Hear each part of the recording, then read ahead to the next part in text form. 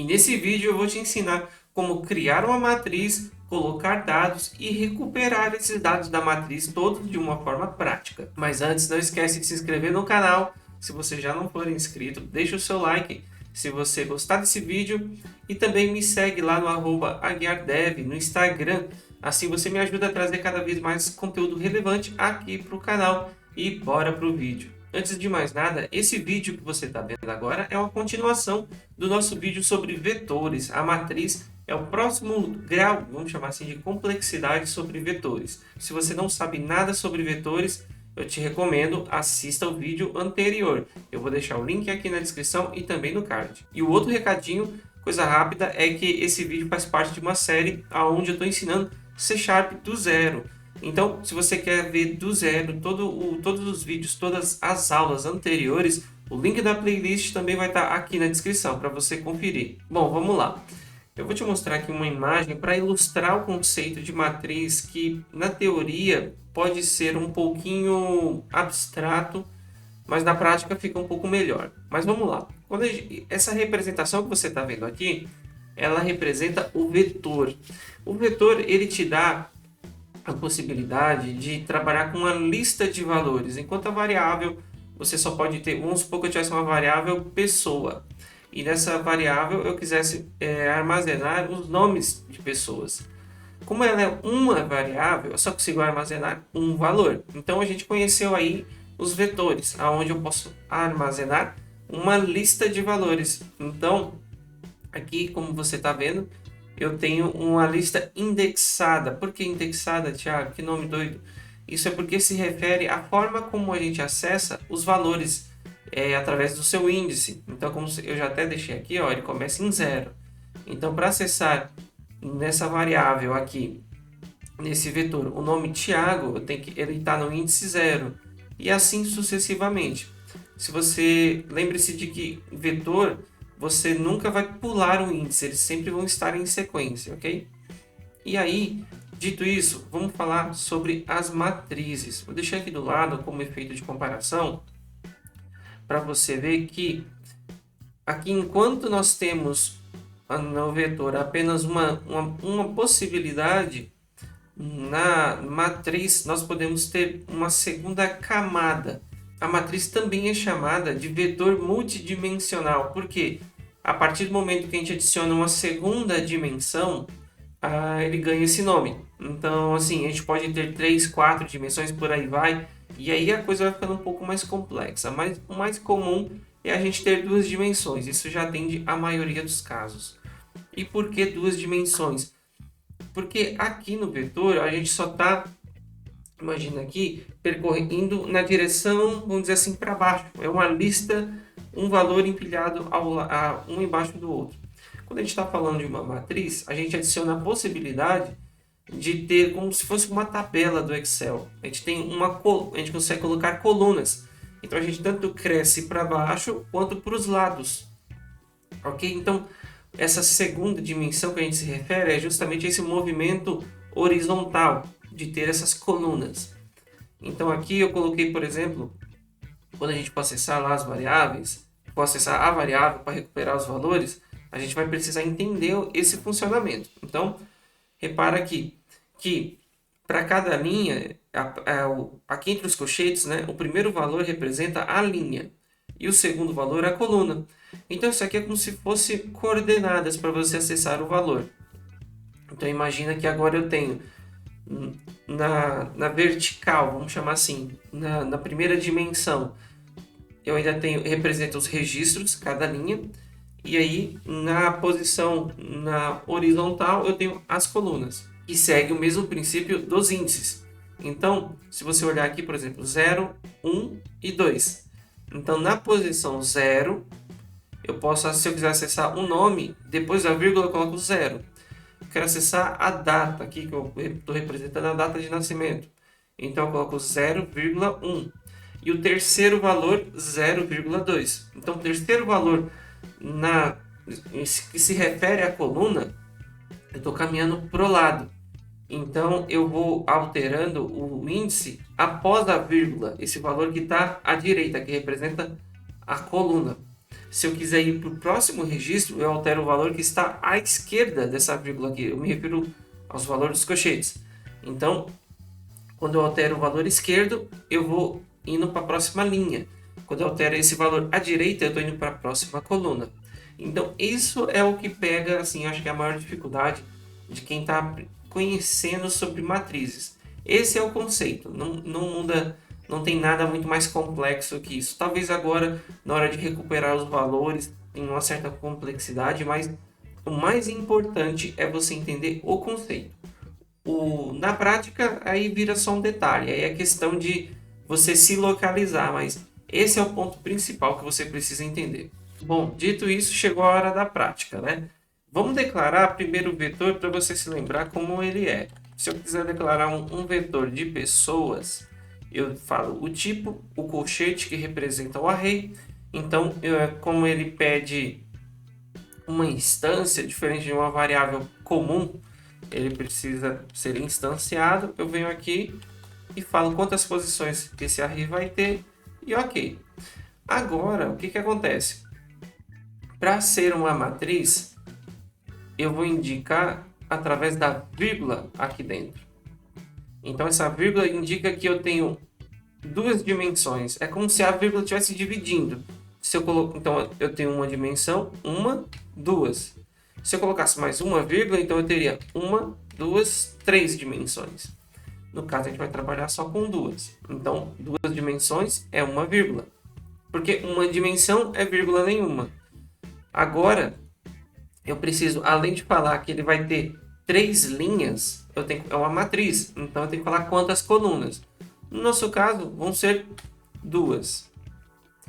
Então, eu tenho três colunas e duas linhas. Aliás, três linhas e duas colunas. E agora, como é que a gente preenche esses valores?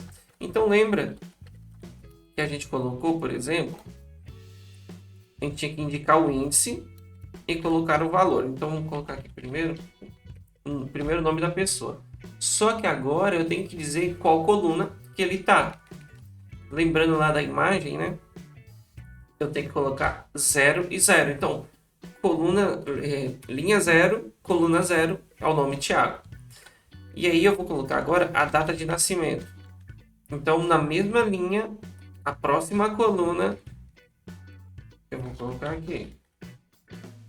E, repetindo o processo, na coluna seguinte, que é o sexo, eu vou colocar aqui masculino. E assim sucessivamente. Eu vou colocar aqui vou copiar e colar aqui para a gente ser mais rápido. Os próximos exemplos. Então você vai ver aqui que até escrevi errado aqui, gente. Perdão, aqui é 1, aqui é 2. Eu falei, a gente fala o terceiro. Isso é a pegadinha, que você fala o terceiro valor, mas é o índice 2. O índice é sempre um valor a menos em relação ao número daquele valor de fato, né? Então, terceiro valor, índice 2. Segundo valor, índice 1. Então, toma cuidado com isso aí. Então, aqui você pode ver, então, no registro, o próximo registro, que é o segundo, ele está no índice 1, e aí as três mesmas colunas. Então, essas colunas, elas vão se repetir aqui. Então, 0, 1, 2, 0, 1, 2, 0, 1, 2. Na linha 1, na linha 2 e na linha 3, que é o índice 0, índice 1 e o índice 2. Toma cuidado, esse lance de índice confunde. E essa forma é manual, digamos assim. É onde eu crio essa variável e vou adicionando os valores depois da criação. Mas eu posso criar essa variável e já inicializá-la com valores, com esses mesmos valores. Como que a gente faz isso? A gente pode substituir simplesmente isso por isso. Tá? E eu vou deixar aqui embaixo para vocês, que seria o equivalente, ó, a isso aqui. Vou deixar isso. Tá dando erro aqui porque a variável está repetida, mas... Seguinte, veja que aqui a gente tem os mesmos valores. Eu posso muito bem... Aqui eu tenho tanto a declaração indicando que é uma matriz, o nome da variável. Aí eu abro parênteses. E depois, para cada conjunto de valores... Parênteses não, perdão, chaves. E aí, para cada valor, para cada registro, cada grupinho desse aqui, a gente abre um novo par de chaves.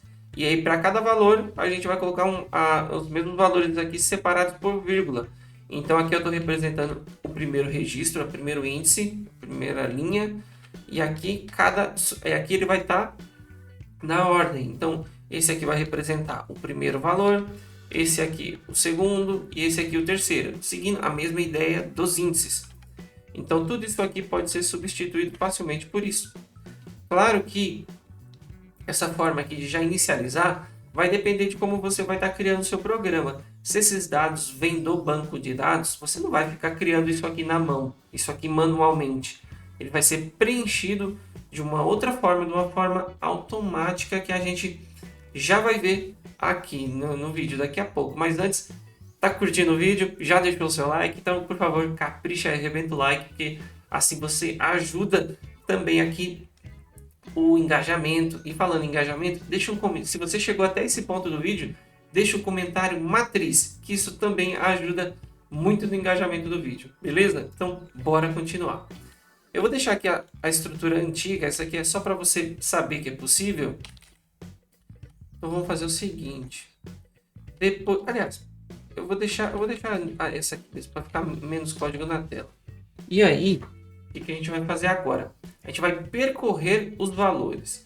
Então imagina, independente da origem desses dados, a nossa matriz está preenchida e eu preciso ler esses valores. Eu poderia muito bem fazer uma forma manual para acessar o valor, que seria parecido com a forma que a gente fez para preencher. Então eu posso colocar aqui a variável e aí eu indico a posição da linha e a posição da coluna.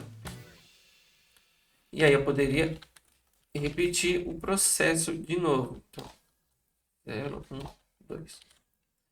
E aí, agora a gente executa o nosso programa.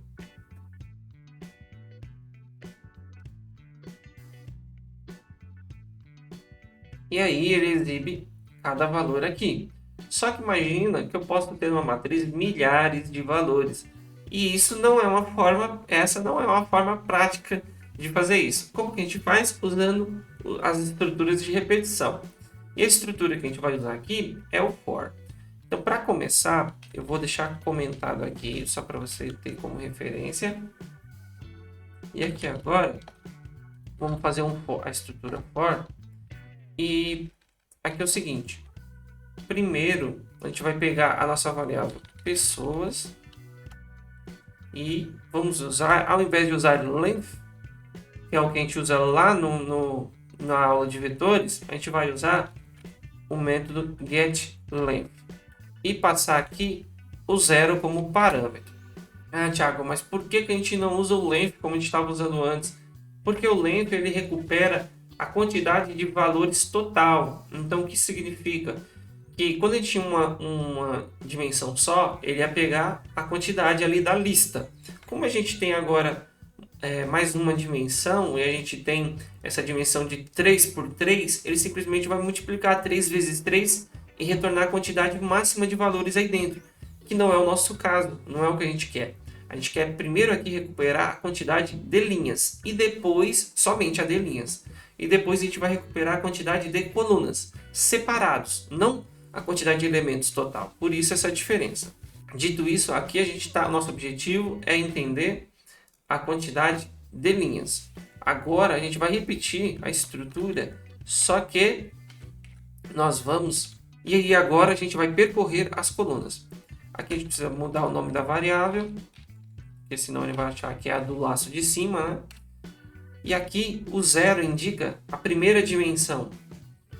Agora quando eu coloco 1 é a segunda dimensão. Então aqui eu estou lendo linhas e aqui eu estou lendo colunas. Beleza. Agora como que a gente vai exibir esses dados? Muito parecido com o que a gente fez ali em cima. Vai ficar assim. Aqui é onde mora o negócio. Então, primeiro a gente tem a linha e depois a coluna. Então, o primeiro laço é o que representa a posição da linha. Então, é a variável i que representa esse valor. E depois a variável j, que é a do segundo laço, esse que representa as colunas. Então, automaticamente, ele vai percorrer isso para a gente. Então, lembrando de novo, o primeiro laço, que é a dimensão 0, ele está representando, que é o valor 0, que representa a primeira dimensão. Ele percorre linhas. O segundo laço percorre colunas. Então, se a gente... importante, para a gente ir pulando a cada linha, a gente pode colocar aqui o seguinte. Console Write Line. E aí a gente executa de novo. Vamos ver como é que saem esses valores. E olha que legal que ficou. Aqui cada grupinho, ele vai console write line, ele vai exibir um valor embaixo do outro. E depois ele pula uma linha, que é representada. Então ele está na primeira linha, entra nesse laço. Aí ele percorre cada coluna. Então ele vai no primeiro registro, a coluna 1, a coluna 2, a coluna 3. Termina de rodar esse laço, 3 posições, 3 colunas. Ele vem aqui, exibe o console, ele executa o console write line, que é o que faz pular de linha. Esse laço dá a volta, ele vai para o próximo registro, a próxima linha. E aí ele percorre as mesmas 3 colunas, só que do próximo registro. E o processo se repete até ele percorrer todos os 3 registros e suas colunas. E as matrizes é uma das estruturas mais clássicas da programação. Depois de evolução dos vetores, como eu falei, você adiciona um grau a mais de complexidade. E se você quiser saber aí, talvez, Thiago, como é que eu uso, para que serve uma matriz com 3 dimensões, 4 dimensões, talvez eu possa trazer aqui no vídeo, vai depender só de você. Deixa aí nos comentários se você quiser.